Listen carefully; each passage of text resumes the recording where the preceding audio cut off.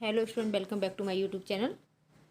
Hindi language second यानी कि CTET अगस्त 2023 में जो पेपर हुआ था हिंदी, उसमें लैंग्वेज सेकंड में जो आई थी उसको यहाँ पे हमने पूरा एनालाइज किया है।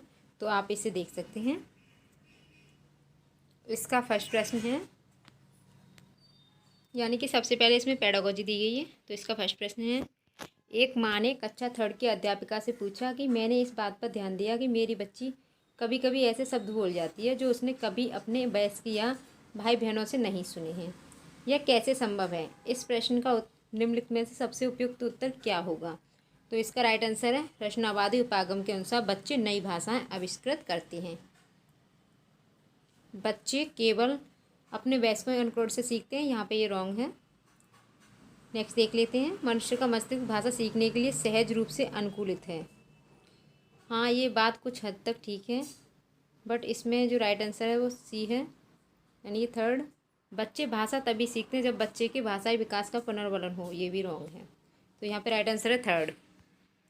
नेक्स्ट प्रश्न देखिए, प्रारंभिक साक्षरता को सुसाध्य बनाने की एक युक्ति है, जिसमें एक वयस्क और एक बालिका दोनों साथ साथ एक पुस्तक देख रहे हैं।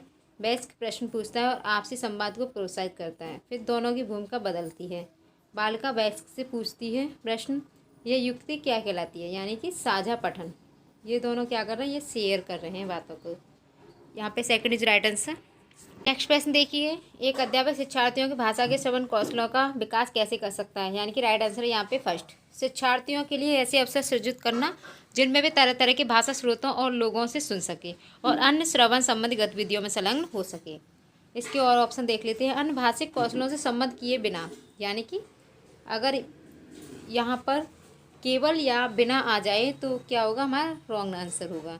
शिक्षार्थियों वह सब सुनने के लिए कहना जिससे वे निष्क्रिय तो बच्चों को करना ही नहीं है। बच्चा किस तरह सीखता है? सक्रिय होकर। तो यहाँ पे भी ये रॉन्ग है। नेक्स्ट प्रश्न देखिए, मतलब नेक्स्ट ऑप्शन देखिए इसका, शिक्षार्थियों से कक्षा में कक्षा के बाहर सतत रूप से बात करके, यानी कि बाहर क्यों करनी है, अंदर भी तो हो सकती है। तो यहाँ पे ये रॉन्ग आंसर है। तो राइट आंसर यहाँ पे ए। नेक्स्ट प्रश्न देखिए, निम्नलिखित कथनों को पढ़िए तथा सही विकल्प का चयन कीजिए। अभिकथन, प्राथमिक स्तर पर भाषा में सटीकता बहुत ही महत्वपूर्ण है। व्याकरण प्राथमिक स्तर की पाठ्यचर्या का अभिन्न अंग है, यानी कि ये यहाँ पर दोनों सही है, ए और आर दोनों सही है तथा आर ए की सही व्याख्या करता है। 4 इज राइट आंसर। नेक्स्ट प्रश्न देखिए, भाषा अधिगम की प्रकृति और शिक्षण शास्त्रीय व्यवस्थाओं में दोनों की अनुप्रयोगता के बारे में सैद्धांतिक स्थितियों एवं मतों को क्या कह सकते हैं? उपागम। ए इज राइट आंसर। नेक्स्ट प्रश्न देखिए, रचनात्मक मूल्यांकन क्या है? अधिगम में हो रहे विकास और सुधार से संबंधित है रचनात्मक मूल्यांकन, यानी कि second is right answer. Next प्रश्न देखते हैं 127, छोटे बच्चों के लिए पाठ्य योजना बनाते समय अध्यापिका ने समग्र भौतिक प्रतिक्रिया यानी कि टीपीआर विधि पर ध्यान केंद्रित करने का निर्णय लिया। पाठ में समग्र भौतिक प्रतिक्रिया शामिल करने के लिए अध्यापिका को निम्नलिखित में से क्या करना चाहिए? कुछ श्रवण संबंधी गतिविधियाँ करवाई जाएँ, ऐसी गतिविधियाँ करवाई जाएँ जो अपनी सीट पर बैठे बैठे हो सके और जोड़ों या समूह में काम करने में मौके दें। गतिविधि ना करवाकर प्रश्न पूछे जाएं और उत्तर देने के लिए प्रोत्साहित किया जाए।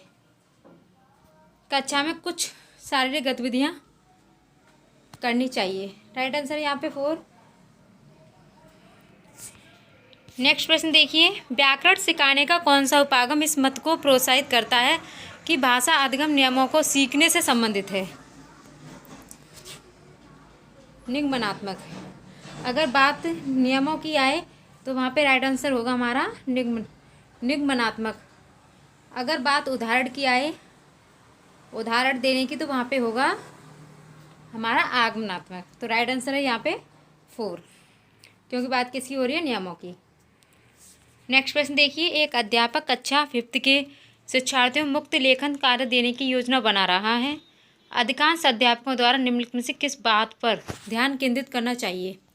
प्रभाव और सटीकता दोनों पर ही ध्यान देना चाहिए। First is right answer. Next प्रश्न देखिए, टॉप डाउन से आशय है समग्र अर्थ पर ध्यान देना। अधोमुखी यानी कि बॉटम अप से क्या आशय है? पाठ्य वस्तु के शब्दों और वाक्यों पर ध्यान देना। First is right answer. Next प्रश्न देखिए, भाषा अध्यापक का प्राथमिक दायित्व क्या होना चाहिए? शिक्षार्थी की संप्रेषणात्मक आवश्यकताओं की पहचान करना। 4 इज राइट आंसर।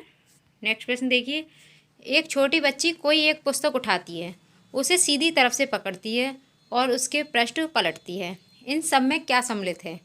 उद्गामी साक्षरता कौशल, यानी कि 4 इज राइट आंसर। नेक्स्ट प्रश्न देखिए, निम्नलिखित कथनों को पढ़िए तथा सही विकल्प का चयन करिए। यानी कि अभिकथन कह रहा है, शिक्षार्थी भाषा अर्जित करते हैं क्योंकि वे ऐसा करने के लिए आनुवंशिक रूप से पूर्वानुकूलित होते हैं और ऐसे में परिवेश की कोई भूमिका नहीं होती है। तो यहाँ पे ये रॉन्ग है। नेक्स्ट देखते हैं, भाषा अर्जन में शिक्षार्थी केंद्रित कक्षाई परिवेश का बहुत गहरा प्रभाव पड़ता है, यानी कि यहाँ पे ये राइट है। तो इसका ए गलत परंतु आर सही है। 3 इज राइट आंसर।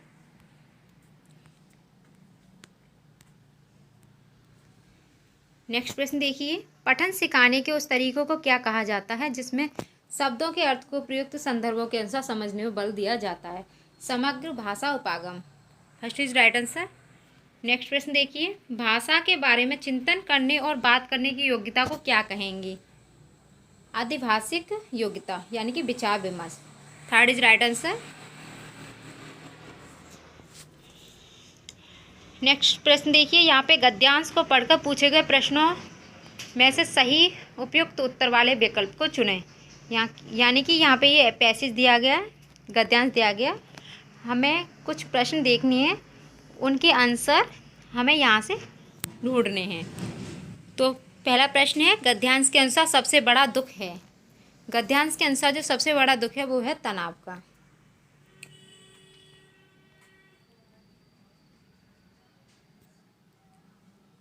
किसका दुख है? तनाव का। नेक्स्ट देखिए, सबसे बड़ी भूल है सुख पाने के लिए गलत काम करना। 3 इज राइट आंसर। नेक्स्ट प्रश्न देखिए, सुख कहाँ होता है? जहाँ धर्म होता है। 2 इज राइट आंसर। नेक्स्ट प्रश्न, गद्यांश के मूल विषय में शामिल नहीं है। 3 इज राइट आंसर, दंड। नेक्स्ट प्रश्न देखिए, गलत कार्य करने से हानि होती है सम्मान की, दुख की, पाप की, सुख की। तो गलत कार्य करने से किसकी हानि होती है? सुख की। 4 इज राइट आंसर। नेक्स्ट प्रश्न देखिए, किस शब्द में एक प्रत्यय का प्रयोग संभव है? यानी कि पापिक, ये रॉन्ग है। दुखिक, धार्मिक, सुखिक। तो राइट आंसर है 3, यानी कि धार्मिक। धर्म में एक प्रत्यय का प्रयोग संभव है। नेक्स्ट प्रश्न देखिए, समूह से भिन्न शब्द है। सुख, दुख, धर्म, सुख। तो भिन्न है पापी, यानी कि 1 इज राइट आंसर। नेक्स्ट देखिए, सेकंड गद्यांश को पढ़कर पूछे गए प्रश्नों के उत्तर देने हैं यहाँ पे भी। तो पहला प्रश्न है, संघाई महोत्सव का आयोजन किया गया। कहाँ पे किया गया? मणिपुर। यानी कि मणिपुर में संघाई महोत्सव आयोजित किया गया। तो इसी तरह बहुत आसान होता है इनको ढूंढना। बस आपको क्या है कि अपना ध्यान उस पर केंद्रित करना है। किस पर? गद्यांश पर। तभी आप इसका सटीक आंसर दे सकते हैं। नेक्स्ट प्रश्न देखिए, भारत की परंपरा में निम्नलिखित में से कौन सा शामिल नहीं है? संघर्ष। यानी कि भारत की परंपरा कौन कौन सी होती है? मेले होते हैं, उत्सव होते हैं और त्यौहार होते हैं। यहाँ पे राइट आंसर है संघर्ष। नेक्स्ट प्रश्न देखिए, मणिपुर के लिए प्रसिद्ध है प्राकृतिक सौंदर्य। 2 इज राइट आंसर।